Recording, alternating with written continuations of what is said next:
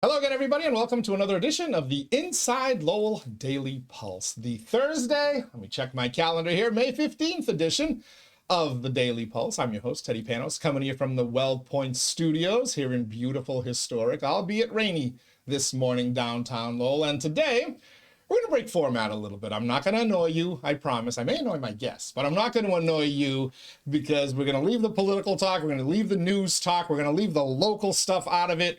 And we're going to talk about some local stuff, but some really great stuff. A celebration that's been going on for close to 2 months here in the city of Lowell, a celebration of our Cambodian culture through a commemoration of a very important anniversary. And I'm very excited today to be joined here in the Well Point Studios by a couple of special guests. You probably recognize 𝐃𝐚𝐢𝐥𝐲, aka the famous 𝐕𝐢𝐜𝐡𝐭, who got a shout out from State Rep Tara Hung yesterday during his appearance. Yeah, he had to stop the serious discussion to make sure he said what a great person you are. Oh, nice.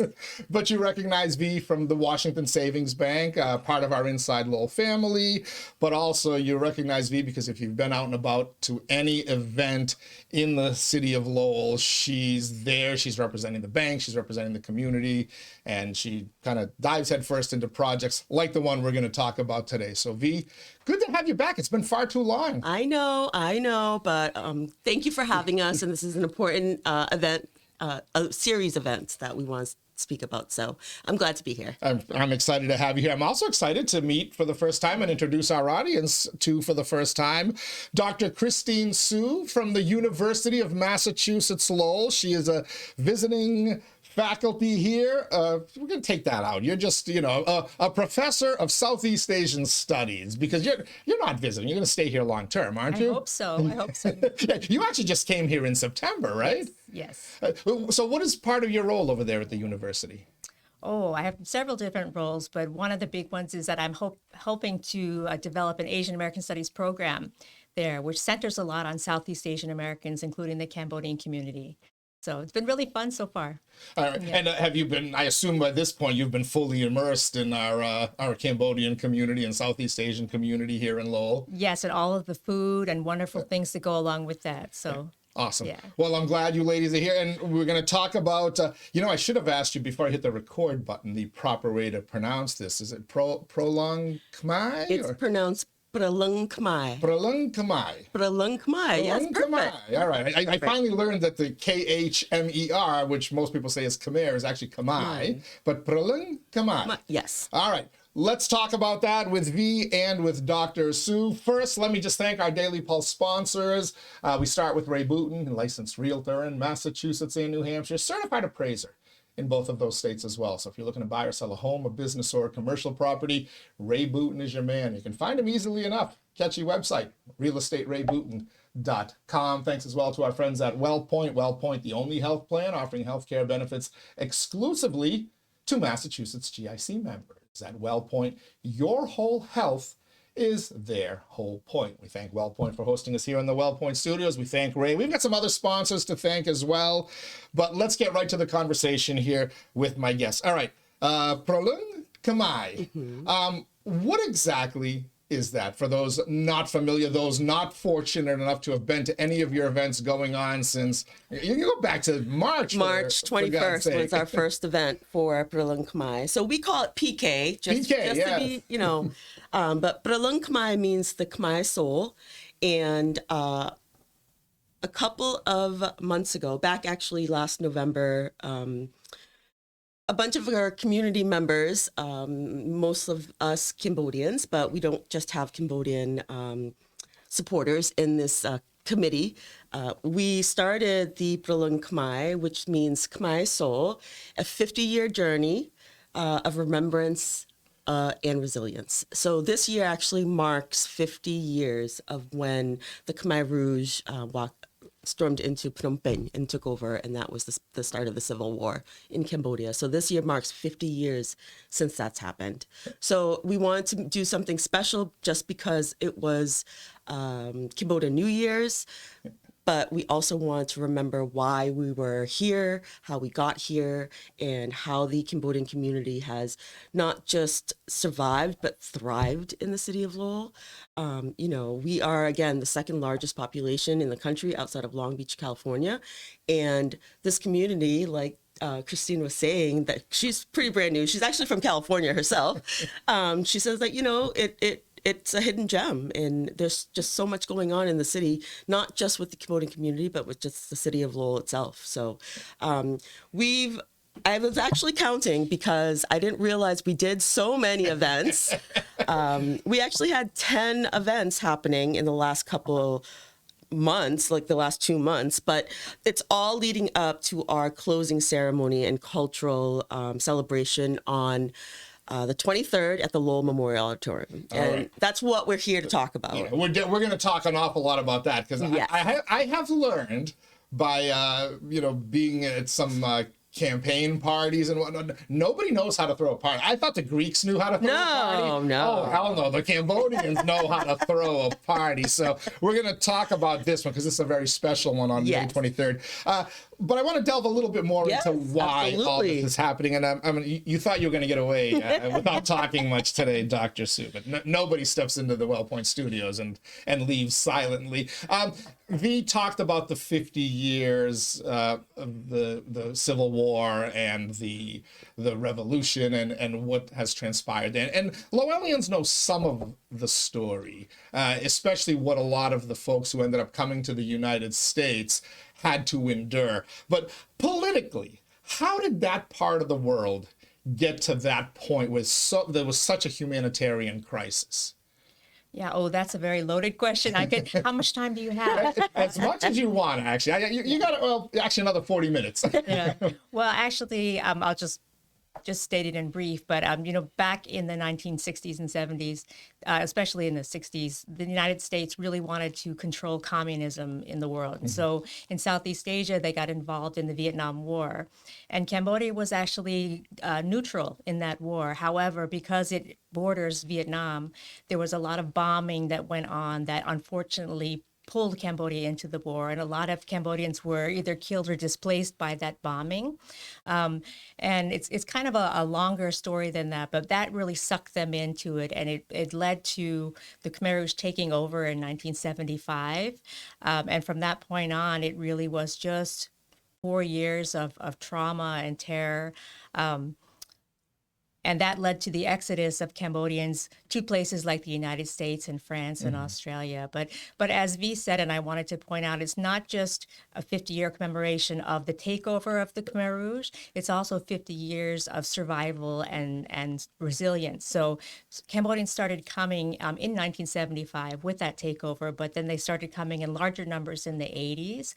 And it really has just blossomed into an incredible community here in Lowell. Yeah, and I'm glad you pointed out that it's a story. It really is. I mean, it's a genocide. It's a horrible thing that happened, but ultimately it's a story of survival, because you see, just walk around Lowell, any area where you see a Cambodian family or the Cambodian neighborhoods and all the businesses, you see that all of it survived. The culture, the music, the dance, the foods, and I know throughout history, but also throughout what I learned about Greek history is that one of the things that what oppressive regimes try to do is they try to eradicate all culture. They try to break a people so that they can control them, and the Cambodian people stayed remarkably strong through all this, given what they had to endure. How many people lost their lives? How many people? And I would imagine it's probably just an estimate. Nobody would know for sure, right? But how many people lost their lives as a result I believe it was 2 million. At least 2 million. Out of a population of how many? It was about a quarter of the population, I think. Because you hear the term genocide gets thrown around a lot, but when you've got a quarter of a population that's been systemically eliminated. Yeah. I mean, that's real. How many people ended up leaving their homeland to come to the United States and other places to seek refuge? So many.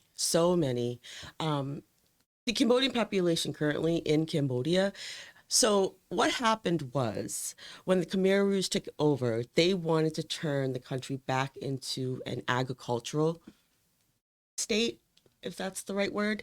The military wanted to take over. Well, he was part of the military. He wanted the country all to be farmers, and that's it.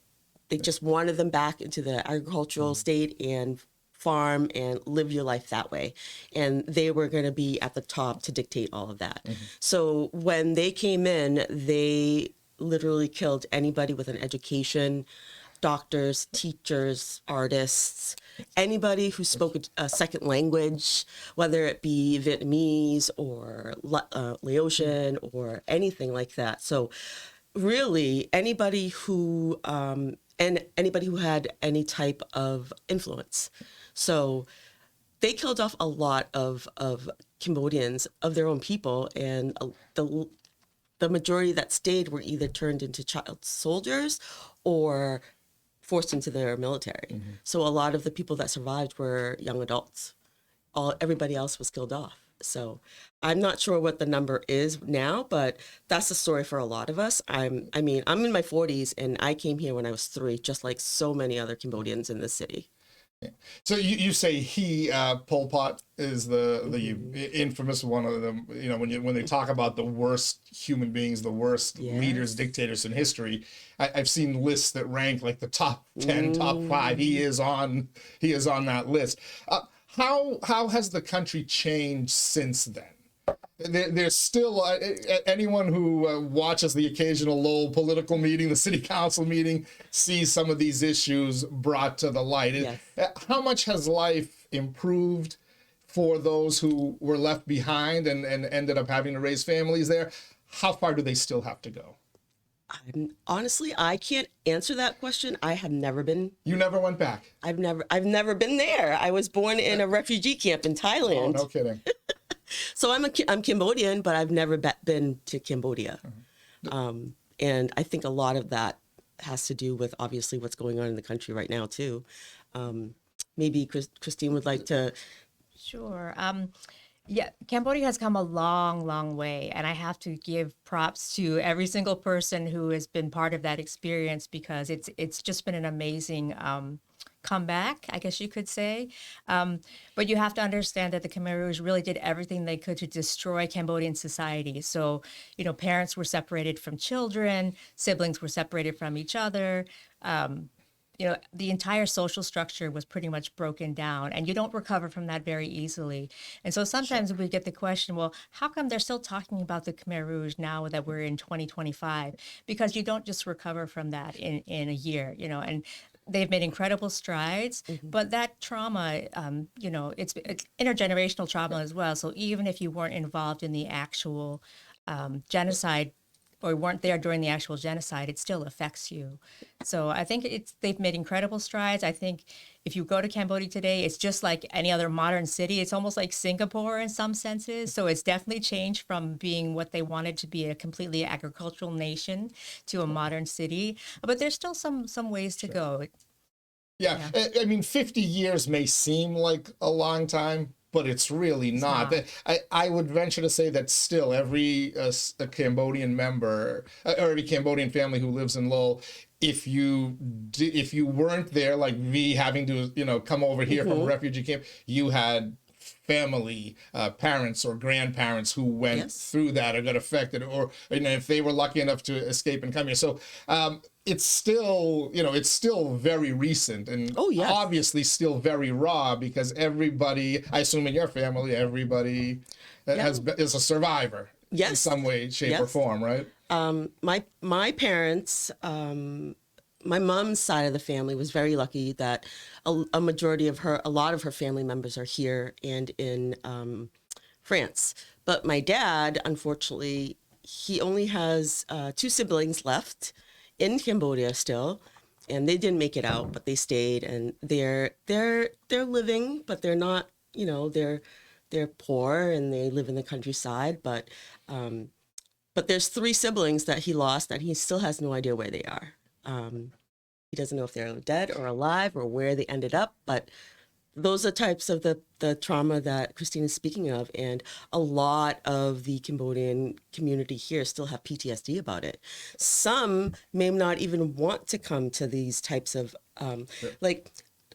Christine actually put together 𝐃𝐚𝐢𝐥𝐲 Lowell with her students, and it's actually still, the exhibit is still open until June 1st at the Loading Dock Galleries at Western Ave Studios. It's amazing, but it shows the history of some of our current Cambodian community members and their stories. And then there's also an exhibit at Lowell Community Health Center that shows the kind of the history of how Cambodians came, what happened in Cambodia, and how they came to be here in Lowell. But some Cambodians will not visit them because of the stories and the pictures that just bring it back. Okay. So we're trying our best not to bring back all those bad memories, but we want to make sure that people understand that this is what the Cambodians in the city went through, and it's not just it's not a celebration. I don't want to use the word celebration. It's more of a remembrance, and like, this is something that they lived through. My parents lived through this. My grandparents lived through this,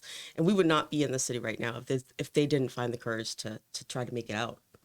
Yeah, so many great stories. And I want to talk about the events that have already taken place, but also for those who haven't been there to any of them yet, you still get some time. We're joined here in studios by 𝐕𝐢𝐜𝐿 from Washington Savings Bank, Dr. Christine Sue from UMass Lowell. We'll continue our discussion with them. Let me just quickly thank our Daily Pulse sponsors, Ray Booten, licensed realtor in Mass and New Hampshire. You can find them online, realestaterayBooten.com. Thanks as well to our friends at WellPoint. At WellPoint, your whole health is their whole point.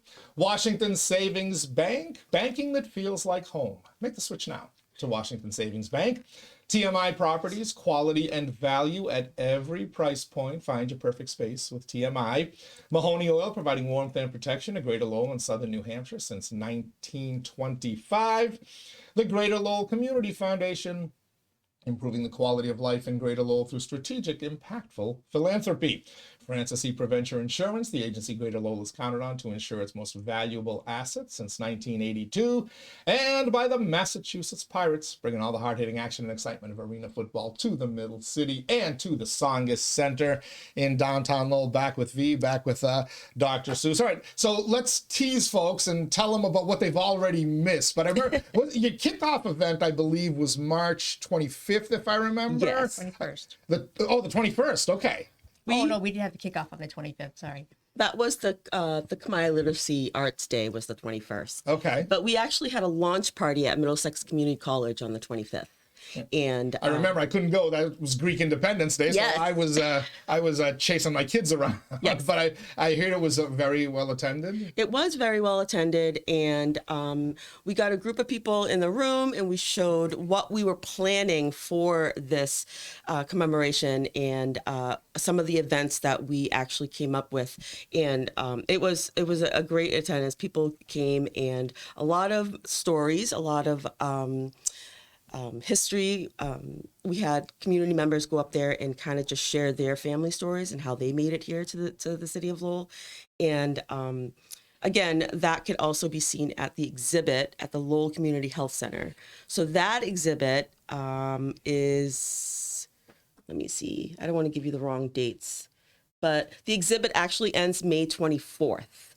So you still got 9 days. Yes, and it's beautiful. We took over the 5th floor of Lowell Community Health Center, and it's kind of like a walk-through maze, and each section has just stories, pictures. There's pictures of some familiar faces that you'll probably see and from the city, community members, state representatives, city councilors, pictures of them holding their number when they first came over to the States, because that's how they were identified back then. So amazing. Yeah. Now you said we have held this and that.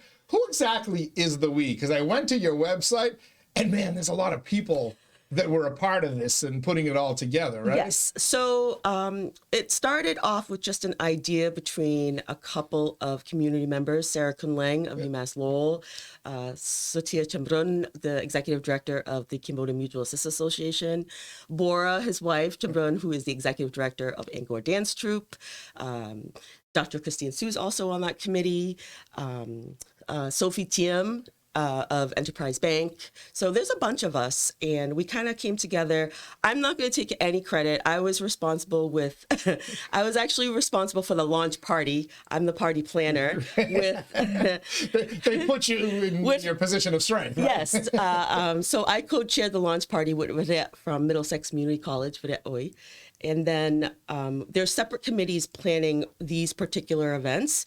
And Dr. Christine Su, actually, her students opened up the Khmer and Lowell exhibit at Loading Dock Galleries, and these are the work of her students, and she can explain that more. Yeah, how did the university end up getting involved? Sure. Actually, that's the way that I see my role in this is coming in as an academic. I feel like UMass Lowell is a wonderful school, but they haven't really connected as much with the Cambodian community as they could or should have. So that's where I see my role is, can I be a bridge between the community and the university? So this semester I was given the opportunity to teach a class called Cambodian Culture in Lowell. And it was a wonderful class. Most of the students in the class are Cambodian or of Cambodian heritage, but most didn't know very much about their own history. And so we spent the semester exploring that. And I want to just point out that we didn't center the Khmer Rouge. We started with the folklore and the myths and the legends about how Cambodians came about. So it wasn't all about the trauma and the genocide, but the students had the opportunity to find out about their parents and their grandparents. And so they actually put together this exhibit, which consists of, it has some historical components to it, but it also focuses on the stories of the Cambodians in Lowell. So each of the students had to interview somebody in the community, get their story. We took photos, and then we showcased them in the exhibit. So it was a really wonderful experience. I learned so much, and the students were incredible. And I hope that we can do it again. So it's connected to the larger exhibit, but it focuses more on the current stories of Cambodians in Lowell. Yeah, is any of this stuff going to become permanent? Is there any, I've kind of heard talk about maybe it's trying to look at potential sites for a Cambodian history museum or Southeast Asian history museum. We hear a lot of talk. Any of these exhibits, is there any thought that they can find like a permanent home, like what you did with your students and some of the other things, like what you talked about at the community health center and whatnot? I mean, I think it would be cool to have that permanently. To have a permanent space for like a Cambodian museum of arts, culture, and history would be absolutely amazing, but unfortunately there needs to be funding for it. So right now our focus is on just this one particular series of events, but if we're lucky enough to get the support, well, we're very lucky currently to have the support of many donors, many supporters, nonprofits, for-profit businesses. A lot of the businesses in Lowell have been sponsoring and donating and just supporting this event series for the last couple of months, and we're so grateful. But unfortunately, it would take a lot of funding to try to make any of these permanent, and first we would have to find the space. So, I mean, that would be a great goal. If this could happen again next year, I think that we would be super excited about that. But for us to continue this somewhere permanently, I think we would have to have a serious conversation about it, especially with, all the community members, all the donors and supporters, and the city as well. So. Yeah. How long, you mentioned all the people, and actually you didn't mention all, there's just too many. If you go to the website, which by the way, we should direct people to. Yes. But the website. There's a ton of people involved with this and organizations. How long you said it started as an idea. When did that idea pop into somebody's head? I was asked back in November of last year to join a committee that we were going to celebrate during Cambodian New Year's of this year, to mark the 50th anniversary of what happened in Cambodia. That's all I knew. And that was... But people have been working for months before they even approached you, right? Yes. And we've actually have so many volunteers join since the inception of the idea itself. So we literally almost have maybe 40, 45, 50 people involved, not including the volunteers, the students, community members who just come and help us set up, break down, serve food. It's just the number is great. But if you really do want to get to know who's involved, who's sponsoring, and who's donating, definitely go to the website. And it is proleungkhmer.org, www.proleungkhmer.org.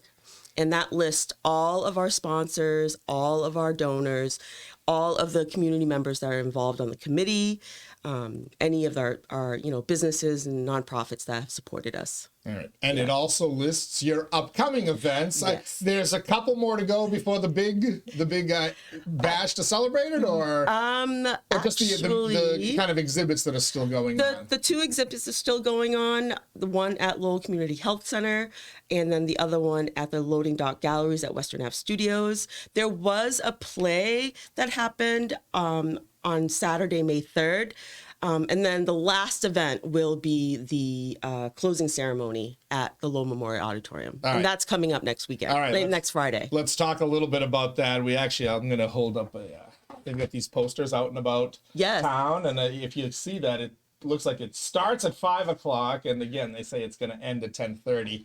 I don't believe them. Anything V's involved with does not end at 10:30. But talk a little bit about what folks can expect, who's going to be there, and what's going on that night. So the closing ceremony and cultural showcase, we are going to have there's going to be 5 performances of traditional Cambodian music. There's going to be a play that happened actually at that happened last Saturday. They're going to actually just do like a little snippet of that play at the showcase. And then there's going to be performances by CMA, Cambodian Mutual Assistance Association Youth, a performance by the Angkor Dance Troupe, and also community members and committee members who will actually go up there and sing traditional Cambodian music and play traditional Cambodian instruments. There'll be food, tons and tons and tons of food, and traditional dance party afterwards. And then we're going to have a live band. So, love it. And I've heard about some of these great events that are held in these giant function halls, for 500 plus people. But this one was so big that you're actually doing it at the Lowell Auditorium. Yes. So everybody can show up. Everybody you can pack thousands in there, right? Everybody is welcome if you'd like to come, and it's going to be a wrap up of all the events that has happened in the last couple of months. So we're going to share a little bit about everything, because not everybody will get to go to the exhibits and all those things. So it's going to be a wrap up of all of the current series of events and showcases. But it's $30 for like the seating, but that's $50 if you'd like to be table seating on the floor.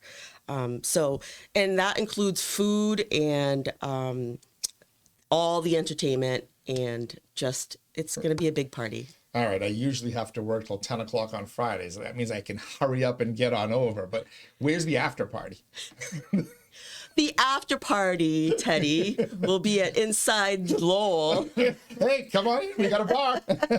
We have a bar out here. So what's the website again? The website is www.proleungkhmer.org, proleungkhmer.org. We also have a Facebook page, Instagram, LinkedIn, #Proleung Khmer. All right, awesome. Before I let you go, one question for each of you. For you, Dr. Sue, Sure. Why Lowell? You mentioned the second largest population of Cambodians in America. First, I believe, is Long Beach.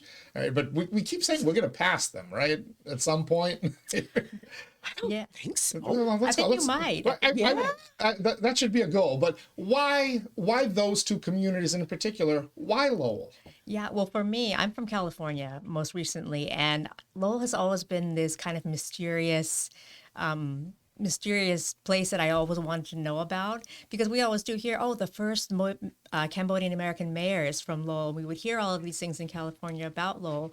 And so I always wanted to come here and find out about it. And while the overall numbers are smaller than Long Beach, it's a much more compact community. And so you experience the Cambodian American environment so closely here, and so that's why I love it here. As I mentioned, I'm new here, but I could stay for a very long time. I think it's a wonderful place. All right, well, we'd love to have you here for as long as possible. For you, be a little different question. You talked a little bit about your personal journey and your family's journey. What have these last 2 months and what's still to come leading up to May 23rd, what has that meant for you personally to be a part of this, the planning, the organization, and also to then actually get out there and start to experience what you folks have put together? What does that mean for you personally? Personally, I learned a lot. My family don't speak of they do. They speak of what happened, but they don't go into detail because, like I said, a lot of, especially my parents, they still have PTSD about it. They're missing family members. They miss their homeland. They've gone back to visit, but they've never really talked about what happened, how it happened, basically, it was trying to get us out of there and making sure that we were all together and alive. So to me, it was very meaningful because, number one, I am 100% Cambodian. And for me to learn some of the stories and some of the history was just eye-opening for me. So I know a little bit about why we're here, but some of the exhibits and some of the stories that community members are sharing at these art exhibits and cultural exhibit is truly amazing. Like you look at the community in a little different light afterwards. You know, it's interesting that the story you talk about, how people just don't want to talk about it because it's similar to for folks who may not understand that most World War II veterans or most veterans of any war, if you start to ask them specifics, they don't want to. No, they don't want to. They don't want to talk about the triumphs because there was so much that they saw, and they don't want to relive it. But you know what? That's why it's so important what you folks are doing, and like you guys, the younger generation that was obviously affected, but may not have been old enough to remember it and lived through that trauma. But if you don't keep these memories alive, if you don't keep the history alive, but also then keep the culture and all the stuff alive, like it's so vibrant and we get to experience here. What was that old saying? Those who forget to learn from history are doomed to repeat it. So to learn from history, you have to teach it first. Yes. And I'm glad that you folks are kind of picking up the mantle here and keeping this going. So congratulations on everything you've put together for now. I know it was a huge undertaking, a lot of time, and you didn't get paid for this video.